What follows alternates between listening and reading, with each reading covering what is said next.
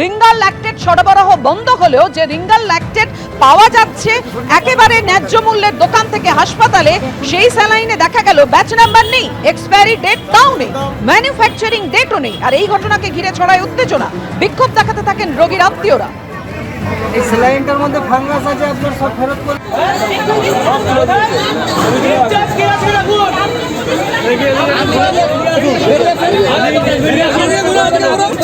Batch number সব তুলে দেওয়া হয়েছে। বিলটা কোথায় আছে?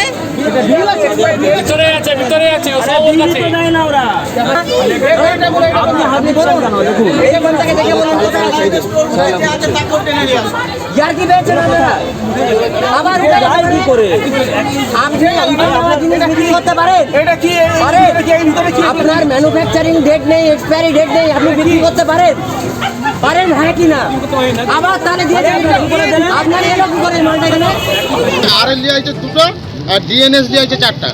আচ্ছা, তার মধ্যে এই দিদিমণিরা বলছে যে এগুলো গন্ডগোল আছে, একটু দেখবে যাও। এই যে মনিটর কি বলছে, ব্যাচ বলছি পরিষ্কার বুঝে যাচ্ছে। আরএলটা কোন দোকান থেকে কিনলে? আরএলটা কিনেছো কোন দোকান থেকে?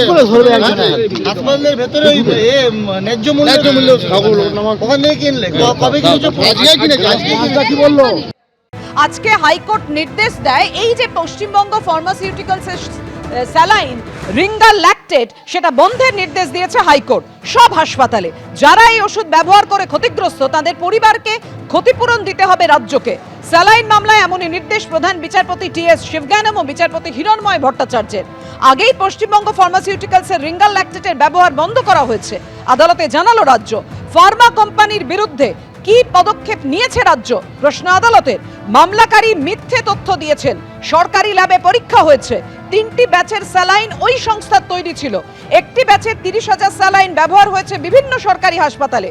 সরকারি ল্যাবে পরীক্ষা হয়েছে, মুম্বাই ল্যাবেও পরীক্ষা হয়েছে। ওই সংস্থা দেশের সব রাজ্যেই স্যালাইন সরবরাহ করে, এমনই যুক্তি দিয়েছে রাজ্য।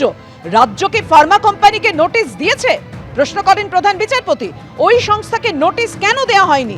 জানান অ্যাডভোকেট জেনারেল, তিনি জানান যে ওই সংস্থাকে নোটিশ এখনো পর্যন্ত দেওয়া হয়নি। কর্ণাটকে এই সংস্থাকে 3 বছর নিষিদ্ধ করা হয়, তারপরও ওই সংস্থাকে রাজ্যের সুযোগ দেওয়া হয়।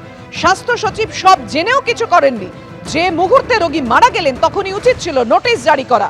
কোন রেস্তোরাঁয় ফুড সেফটি অথরিটি অফিসার যদি গিয়ে দেখেন মাংস নষ্ট হয়ে গেছে, তিনি কি করবেন? সঙ্গে সঙ্গে সেটা বন্ধ করা উচিত, যাতে কেউ সেই খাবার খেয়ে অসুস্থ না হয়ে পড়ে। তাই যে মুহূর্তে রোগীর মৃত্যু হলো আপনাদের উচিত ছিল নোটিশ জারি করা। এত দেরি কেন হলো? প্রশ্ন তুললেন প্রধান বিচারপতি। রাজ্য এক রাতে 30,000 স্যালাইন বন্ধ করতে পারে না, আদালতে দাবি অ্যাডভোকেট জেনারেলের। আপনি হলফনামা দিন আর ক্ষতিপূরণ দিতে হবে নির্দেশ হাইকোর্টের। মামলার পরবর্তী শুনানি 30শে জানুয়ারি।